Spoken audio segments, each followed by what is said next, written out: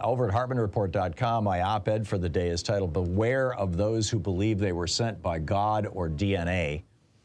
And, you know, I think that first of all, you've got, like, you know, Marjorie Taylor Greene out there saying, you know, we talked about this yesterday, saying, oh, Donald Trump couldn't possibly have pardoned those January 6th protesters, you know, the traitors who tried to take down our government.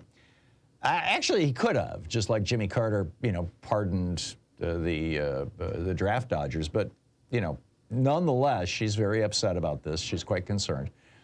And many, perhaps most of those people who attacked our Capitol on January 6th actually believed they were doing work endorsed by their white male all-supreme God. Just like the people who flew the planes into the Twin Towers believed that they were doing the work endorsed by their brown male all-supreme God. You can't negotiate with people who believe that they were sent by a God. And it's not just necessarily the religious God, but, you know, the events, the podcasts, the programs, the politicians whipping up the traitors who attacked us on January 6th were funded at various levels and in various ways by morbidly rich people who believe in their own personal divinity. They see themselves as standing apart from the rest of humanity, as genetically superior to the rest of us. Back about 2 weeks ago, November 17th, the headline at Business Insider pretty much sums it all up. Quote, "Billionaires want to save civilization by having tons of genetically superior kids inside the movement to take control of human evolution." Right. Ask the relatives of Holocaust victims if it's possible to negotiate with people who consider themselves genetically superior. Ask the descendants of enslaved Africans if it's possible to negotiate with people who consider themselves genetically superior. This is where the right-wing billionaire movement finds common cause with white evangelicals and Republican white supremacist American fascists. And none of them, the billionaires, the evangelicals, or the fascists, will negotiate in good faith with people that they consider inferior to them.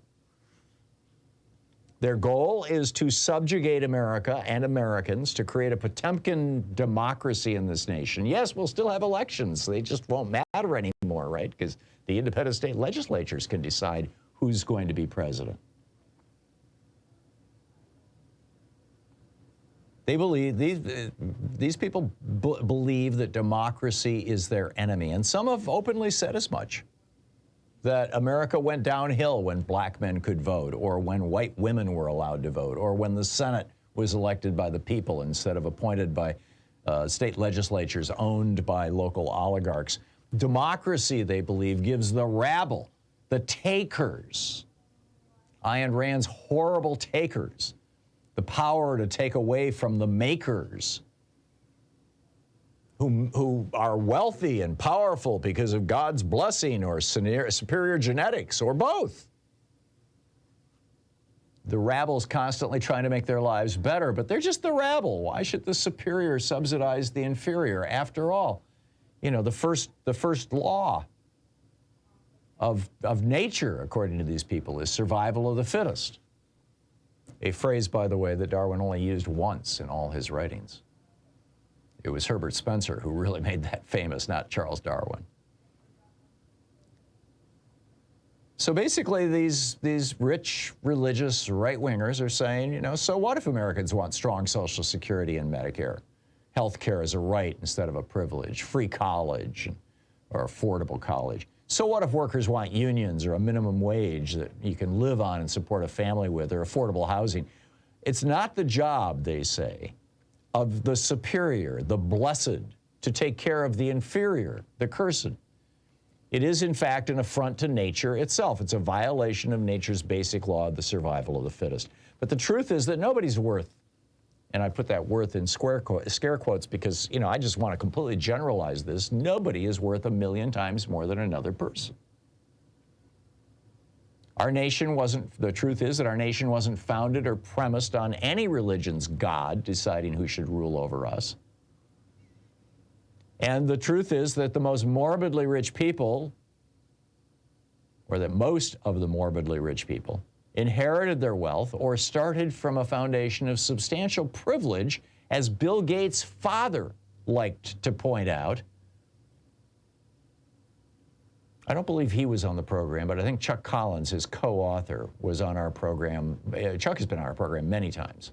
And he and Bill Gates Sr. wrote a book together about the importance of, it was called Our Common Wealth, Accumulated Fortunes. And, it's time to tax accumulated fortunes. And it was a book about the estate tax.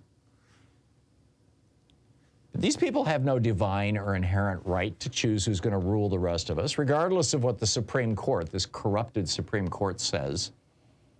They've seized that power. It's not divine, it's not inherent, it was seized. And it was seized through decades of diligent conspiracy and elaborate, well-funded collaboration. But it's a corrupted power, a perverted right, an inversion of the principles on which Republican democracy is based. But that doesn't stop their rage. Their rage that others want what they have. Their rage that the miserable takers of society would think that the noble makers should have to pay taxes to support what our Constitution calls the general welfare.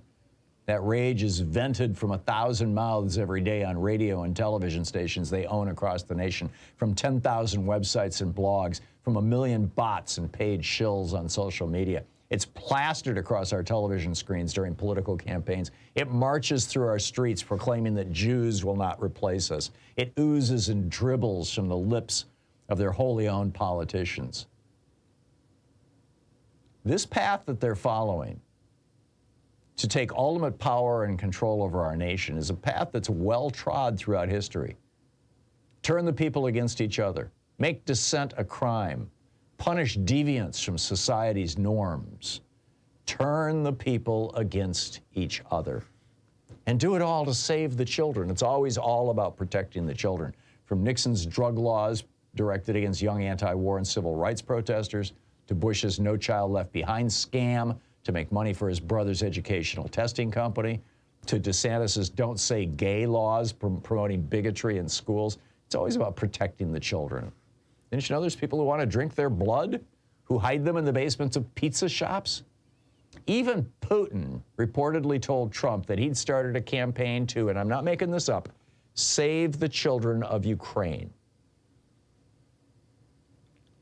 We are right now at a midpoint in a recurrent arc of history that's been experienced by our ancestors, by those in other lands, by nations all the way back to the earliest cities of prehistory, and it will end one of two ways.